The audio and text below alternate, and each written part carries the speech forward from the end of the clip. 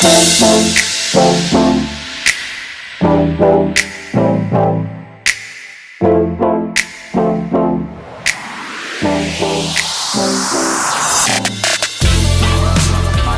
untuk para anggota DPP, DKP, DPS, DKS, para ketua lingkungan, para ketua KUB, para tokoh umat, tokoh masyarakat, tokoh perempuan, tokoh pendidik, para anggota DPR D2 Kabupaten Melaka asal Proki Besikama, para ketua kelompok kategorial gereja, para OMK, THS, THM, Santa Ana, Legio Maria,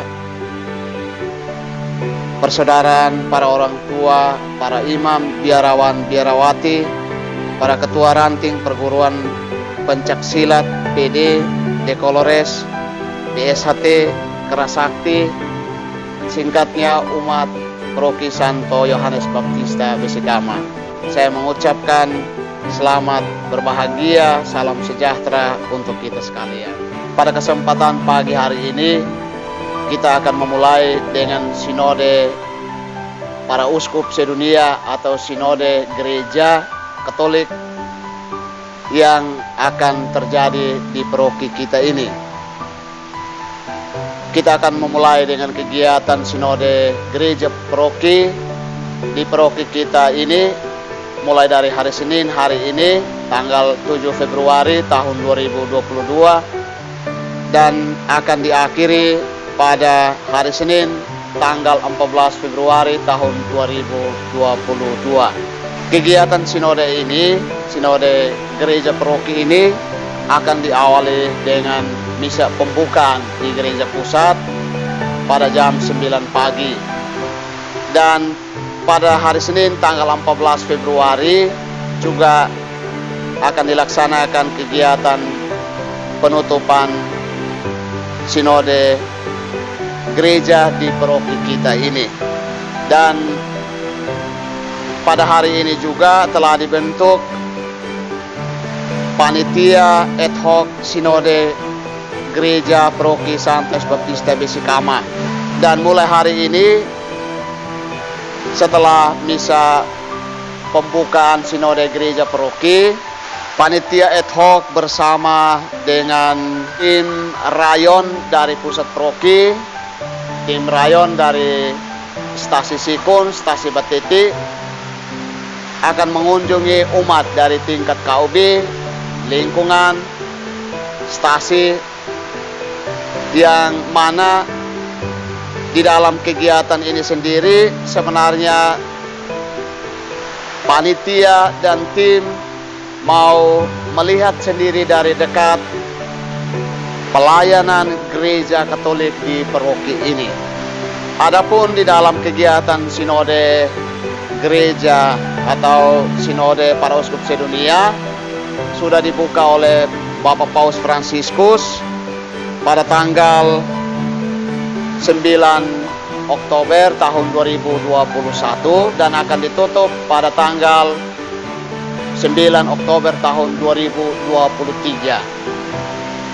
Untuk tingkat keuskupan Atambua, pembukaan sinode para uskup sedunia atau sinode gereja di keuskupan Atambua telah dibuka oleh Bapak Uskup Atambua Monsinyur Dominikus Saku bersama dengan para imam, biarawan-biarawati dan umat sekeuskupan Atambua dengan misa pembukaan di Katedral Atambua. Untuk tingkat Dekanat Melaka telah diadakan sinode gereja tingkat Dekanat Melaka pada tanggal 23 November tahun 2021. Dan kegiatan sinode gereja ini ada beberapa poin yang menjadi rujukan pertanyaan untuk dijawab oleh umat. Fokus perhatian kita di Keuskupan Atambua itu adalah pertanyaan sinode nomor 5, yaitu tentang tanggung jawab untuk karya misi. Di dalam poin ini kita mau melihat sejauh mana gereja atau komunitas kita, komunitas keluarga, komunitas di KUB, di lingkungan, di stasi, komunitas di kelompok-kelompok kategorial atau tempat-tempat kerja melakukan karya pelayanan misioner di wilayah-wilayah terpencil, daerah-daerah yang kita tidak jangkaui, kepada orang-orang kecil, orang-orang yang miskin. Itu menjadi satu poin untuk kita bisa melihat ada banyak hal yang baik, ada banyak hal baik tidak baik, ada banyak kekurangan yang sudah terjadi di sana. Selain itu juga di dalam tanggung jawab untuk karya misi, poin yang disodorkan bagi kita untuk kita melihat keterlibatan kita sebagai umat Allah di Paroki Besikama di dalam bidang politik, perjuangan untuk keadilan sosial, hak asasi manusia, dan juga perawatan terhadap lingkungan hidup. Memang di Paroki Besikama ada umat kita yang juga sudah masuk ke dalam ranah politik, mulai dari tingkat yang paling kecil, di RT, RW, ada anggota DPR, atau juga ada yang kerja di instansi-instansi pemerintah. Ada banyak hal yang kita bisa lihat di sana. Apakah di dalam bidang politik ini keterlibatan umat itu mewarnai, memberi nilai-nilai Kristiani di dalam pelayanan-pelayanan publik ini? Dan apakah juga di dalam bidang politik kita bekerja bersama-sama untuk kesejahteraan bersama, untuk kebaikan bersama yang menjadi tujuan dari kehidupan kita?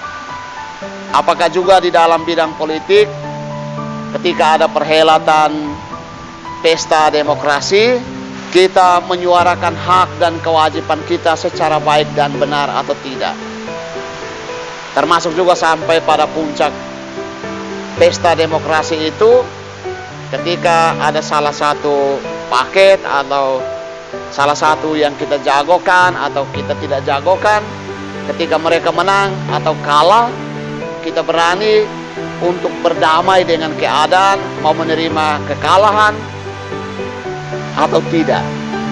Atau misalnya ketika ada yang menjadi pilihan politik kita, mereka menang,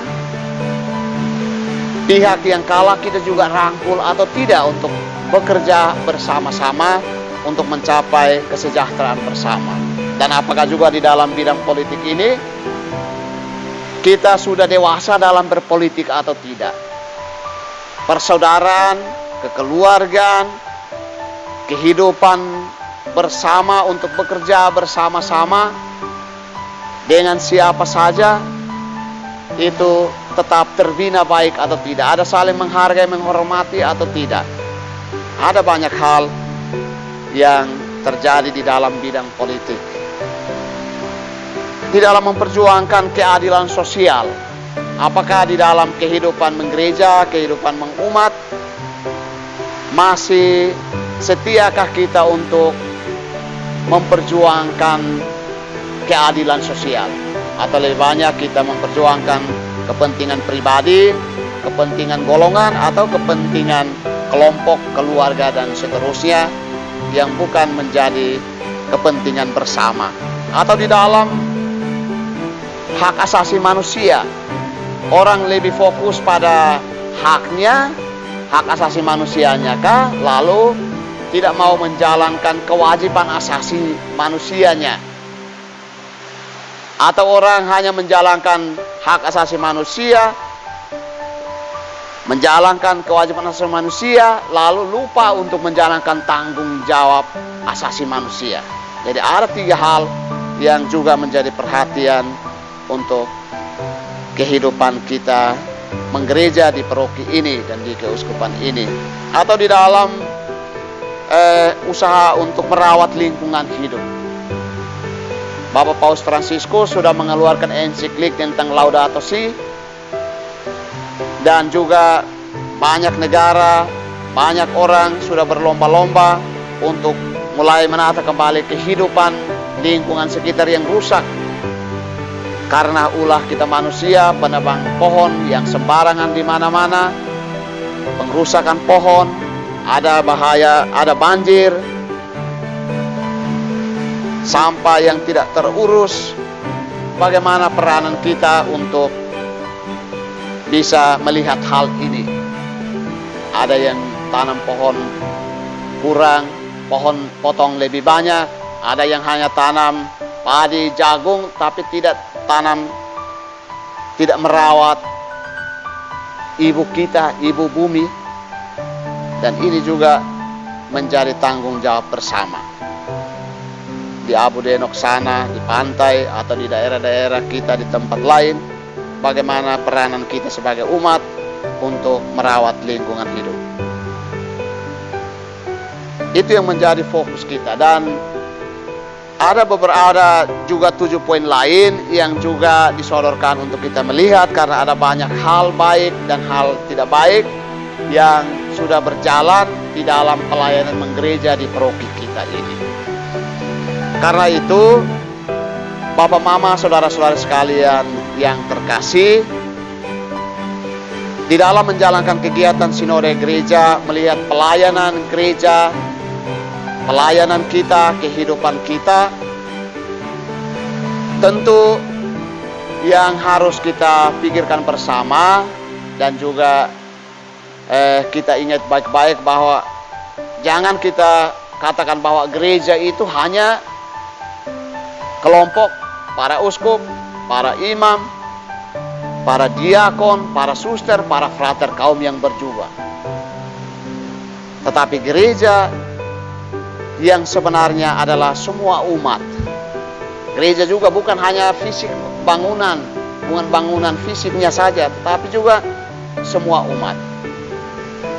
Karena itu di dalam kegiatan sinode para uskup sedunia, sinode gereja ini, kita bersama-sama harus merenungkan tema umum dari kegiatan sinode para uskup sedunia, yaitu berjalan bersama, persekutuan, partisipasi, dan misi.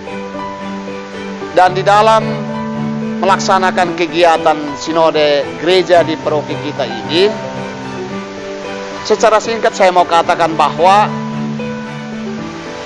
kita semua umat harus berusaha untuk terlibat secara aktif, terlibat secara sadar, terlibat secara penuh untuk menata kembali kehidupan bersama kita di paroki ini dalam semua bidang hidup. Terutama juga kita harus berjalan bersama-sama dengan tokoh-tokoh adat. Kita harus berjalan bersama dengan tokoh-tokoh gereja, agen-agen pastoral. Kami para imam juga harus bekerja bersama-sama, antara imam yang satu dengan imam yang lain, imam dengan DPP, DKP, pengurus stasi, dengan pengurus lingkungan, dengan pengurus KUB, dengan kelompok-kelompok kategorial, dan juga kita semua umat Katolik di paroki kita ini harus berjalan bersama-sama dengan tokoh-tokoh masyarakat, tokoh-tokoh pemerintah. 3 tumpu hidup harus berjalan bersama-sama, bekerja bersama-sama, saling melengkapi satu sama lain. Pihak adat, gereja, dan juga pemerintah. Kita harus bersekutu dan juga kita harus berpartisipasi, bekerja dengan tekun untuk melihat banyak hal yang baik, banyak hal yang tidak baik di dalam 3 bidang hidup ini: adat, gereja, paroki, maupun pemerintah. Kita bekerja bersama-sama untuk mengurus orang yang satu dan sama, hanya beda mungkin di namanya.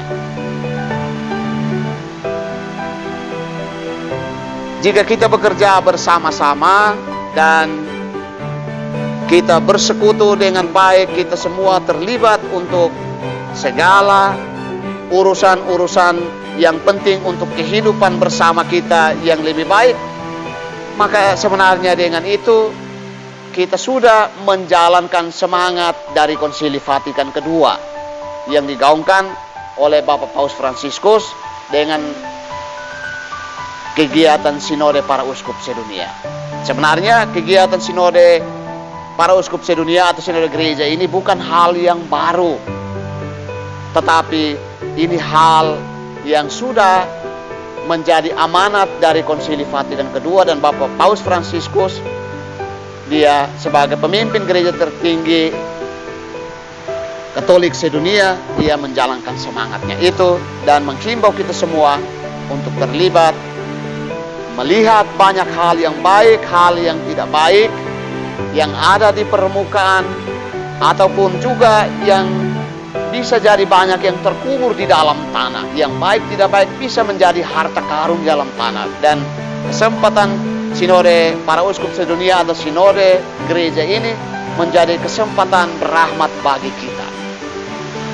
Dengan itu kita bisa menjalankan amanat dari Tuhan sendiri, yaitu membawa keselamatan bagi banyak orang, membawa keselamatan untuk kita sekalian sebagai anggota gereja Katolik di paroki kita ini, atau juga untuk umat lain, siapa saja, di mana saja kita berada, kita menjalankan amanat dari Tuhan, yaitu mewartakan Kristus dan Injilnya untuk kebahagiaan, keselamatan banyak orang.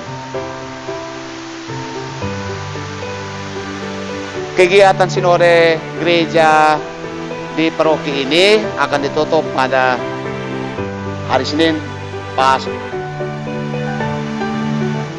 hari Valentine, hari kasih sayang, dan itu menurut saya menjadi kesempatan untuk kita melihat kembali kasih sayang, kebaikan, cinta Tuhan yang nampak di dalam kehidupan menggereja, kegiatan-kegiatan kehidupan kita di paroki ini. Ada banyak hal kasih dan kebaikan Tuhan bisa kita lihat dengan mata, bisa kita juga rasakan, atau juga ada begitu banyak kasih sayang Allah yang terkubur, bisa dengan tahu dan mau kita kuburkan, atau juga bisa orang lain kuburkan. Dan ini menjadi kesempatan berahmat untuk kita melihat kebaikan Tuhan di dalam kehidupan ini. Karena itu, sebagai pastor paroki Santo Yohanes Baptista Bisikama, saya menyampaikan selamat bersinode gereja di paroki kita ini untuk semua umat paroki Bisikama. Semoga Tuhan memberkati kita di dalam kegiatan sinode ini, sehingga kita bisa membantu gereja Katolik dengan cara kita ini untuk kehidupan gereja Katolik sedunia, untuk kasih dan kebaikan kita sekalian sebagai umat Katolik. Demikian beberapa poin yang saya sampaikan. Terima kasih untuk kita sekalian. Tuhan senantiasa berjalan bersama kita di dalam melaksanakan karya-karya keselamatannya melalui pekerjaan-pekerjaan mulia yang Tuhan percayakan bagi kita, teristimewa juga di dalam kegiatan ini.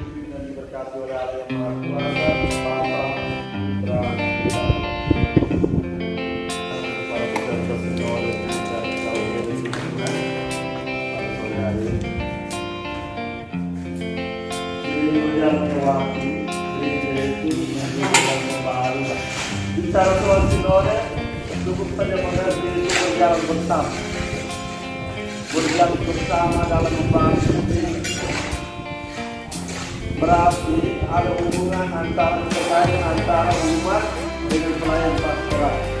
PKB, lingkungan, pastor, dua agama, juga umat. Itu tidak terlepas kita. Maka sore hari ini Anda hadir di sini untuk membahas persoalan-persoalan yang terjadi dalam paroki kita. Mengapa ada kemunduran iman atau iman umat atau pelayan pastoral? Masalahnya silakan nanti Anda gali bersama. Atau seragam perjalanan kita bersama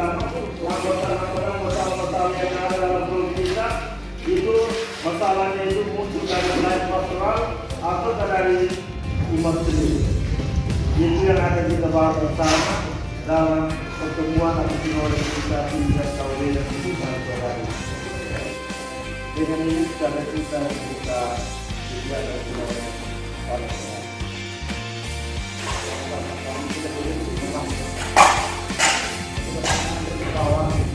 kita harus kenal masalah yang kita alami di Rocky.